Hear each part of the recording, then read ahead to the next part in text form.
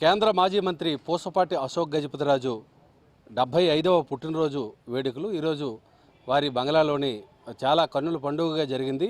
ఒక విజయనగరమే కాకుండా పార్వతీపురం, శ్రీకాకుళం, విశాఖపట్నం జిల్లా నుంచి పెద్ద ఎత్తున నాయకులు, కార్యకర్తలు తరలివచ్చి వారికి శుభాకాంక్షలు, శుభాశీస్సుల్ని తెలియజేయడం జరిగింది. ఈ నేపథ్యంలో వారి వారసురాలైనటువంటి పూసపాటి అతిథి విజయలక్ష్మి గజపతి విజయనగరం శాసనసభ్యురాలు తన తండ్రికి మరింత సుఖ సంతోషాలు, ఆయురారోగ్యాలు కలగాలని వారి తాత నిర్మించినటువంటి ప్రేమ సమాజం, అదేవిధంగా మరికొన్ని చారిటీస్ ఇక్కడలో ఉన్నటువంటి వారందరికీ కూడా కొన్ని దాన ధర్మ కార్యక్రమాలు నిర్వహిస్తున్నారు. ఇప్పుడు మనం ప్రేమ సమాజంలో ఉన్నారు.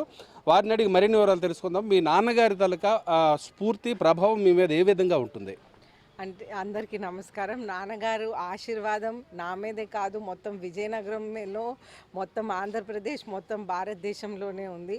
వారు పూర్తి కెరియర్లో చూస్తే ఆల్మోస్ట్ 50 years, 47-48 years రాజకీయం, సుదీర్ఘ రాజకీయ జీవితంలో ఉండి ప్రజలందరికీ కూడా అన్ని విధాలుగా సేవలు అందించారు.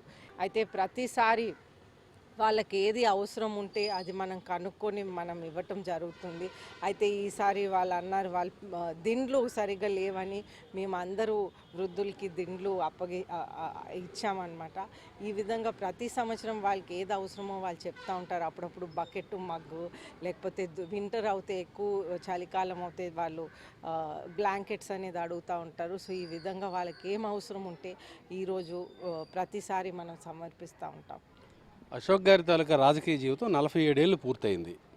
మీ రాజకీయ జీవితం ఏడాది పూర్తయింది మీరు ప్రమాణ స్వీకారం చేసి. ఇప్పుడు రెండో ఏడాది ఏ విధమైనటువంటి కార్యక్రమాలు, ప్రజా ఆమోదమైనటువంటి కార్యక్రమం ఏ విధమైన చేయబోతున్నారు? అయితే మనం కార్యక్రమాలు కంటిన్యూగా చేస్తూ ఉన్నాం. అయితే ఫస్ట్ టైం మనం పోటీ చేసినప్పుడు మనం ఆపోజిషన్లో ఉన్నాం అనమాట. సో ఇది 1 year కాదు, 5+1 అనుకోండి.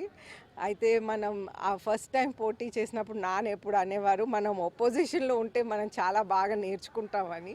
వారు చెప్పింది కరెక్టే, మనం ఆపోజిషన్లో ఉన్నప్పుడు చాలా బాగా నేర్చుకుంటాం. అదే కాకుండా ఈ 1 yearలో మనం ఏ విధంగా మనం ప్రజలకి ఉపయోగపడే పనులు మనం నేర్చుకుంటూ ఉన్నాం. అయితే ఫర్ ఎగ్జాంపుల్ మనం చూస్తుంటే మనకి ఫారెన్ మెడికల్ స్టూడెంట్స్ ఉన్నారు. ఇక్కడ కరోనా టైంలో సేవలు అందించారు మన హాస్పిటల్లో. అయితే వాళ్ళకి రిజిస్ట్రేషన్స్ చాలా కష్టమైంది. ఎందుకంటే కరోనా టైంలో వాళ్ళు కరెక్ట్ నార్మ్స్ అనేది మామూలుగా టైంలో ఉన్నటువంటి నార్మ్స్ ఆ టైంలో మారిపోతాయి. అయితే వాళ్ళకి రిజిస్ట్రేషన్ సరిగ్గా జరగలేదు.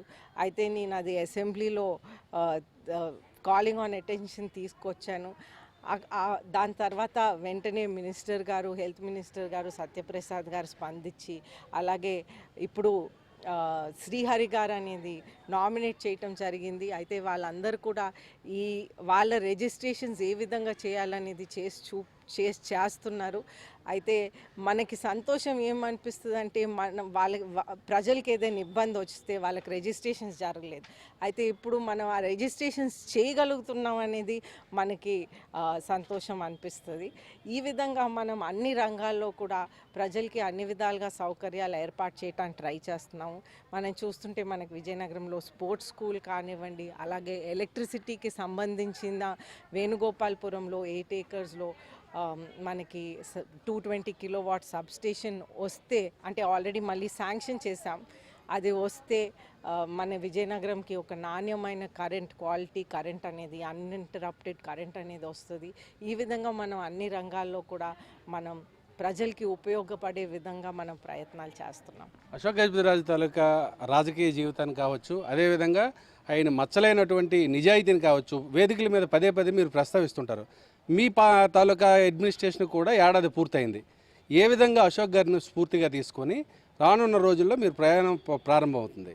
ఖచ్చితంగా తీసుకోవాల్సిన అవసరం ఉంది. నేనే కాదు, ఈ పౌరుడు, మన ప్రాంతంలో ఉన్న ఉత్తరాంధ్ర ప్రతి పౌరుడు కూడా తీసుకోవాలి. దేశంలో ఉన్న వాళ్ళు తీసుకోవాలి, రాష్ట్రంలో తీసుకోవాలి, భావితరాలు తీసుకోవాలి. నిజాయితీగా ఉన్న వ్యక్తులకి సొసైటీలో ఎంత గౌరవం ఉంటుందో అశోక్ గారిని చూసి వస్తుంది ఇప్పుడు. ఎందుకంటే వారు పదవిలో లేరు.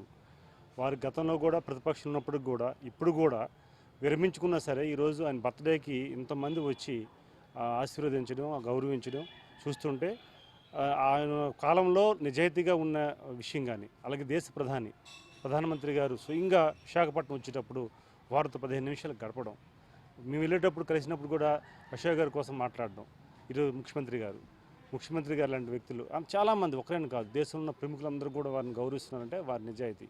ప్రతి పౌరుడు కూడా అశోక్ గారు లాగా ఉండాలని ప్రయత్నం చేసే ప్రతి ఒక్కరు కూడా సమాజం చాలా బాగుంటుంది. ఖచ్చితంగా మా వరకైతే వారు పోటీ చేసిన స్థానం ఇది, వారు ఇచ్చిన స్థానం. ఆ స్థానాన్ని నిలబెట్టుకోవడన్నా ప్రజల్లో బ్రహ్మాండంగా పనిచేశారు అందుకంటే నిజాయితీగా బ్రహ్మాండంగా పనిచేశారనేది ఒక రావాలనేది కోరిక. ఖచ్చితంగా దాన్ని నిలబెడతాం, దానికోసం ప్రయత్నం చేస్తున్నాం. అలాంటి మహనీయుడు స్థానంలో మేము వచ్చినందుకు గర్వపడుతున్నాం. ఎందుకంటే చిన్న విషయం కాదు. ఈరోజు విజయనగరం పార్లమెంట్లో వారు చేసిన సర్వీసెస్ కానీ, వారు చేసే నిబద్ధత కానీ మనం చూస్తే ఈరోజు స్ఫూర్తినిచ్చింది. ఖచ్చితంగా అది నిలబెడతామని మాటిస్తున్నాం. అశోక్ గారు లాంటి రాజకీయవేత్తని స్ఫూర్తిగా తీసుకొని, అంటే పదవిలో ఉన్నా పదవిలో లేకపోయినా అశోక్ గారికి ఆ ఇమేజ్ ఎప్పుడు కూడా విజయనగరంలోనే కాదు రాష్ట్రంలో ఉంటుందని ఇక్కడ ఉండేటటువంటి విజయనగరం పార్లమెంట్ సభ్యులు కలిసి అప్పలనాయుడు కావచ్చు, అదేవిధంగా విజయనగరం శాసనసభ్యురాలు పోసపాటి అదితి విజయలక్ష్మి కావచ్చు, వీరందరూ స్పష్టం చేయడం జరిగింది. అశోక్ గజపతిరాజుని స్ఫూర్తిగా తీసుకొని ఆయన పుట్టినరోజుని ప్రేరణగా తీసుకొని ఈరోజు మరిన్ని సేవా కార్యక్రమాలు నిర్వహిస్తామని వారు స్పష్టం చేయడం జరిగింది. వీడియో జర్నలిస్ట్ సుధీర్తో శ్రీనివాస్, ఏబిఎన్ న్యూస్, విజయనగరం.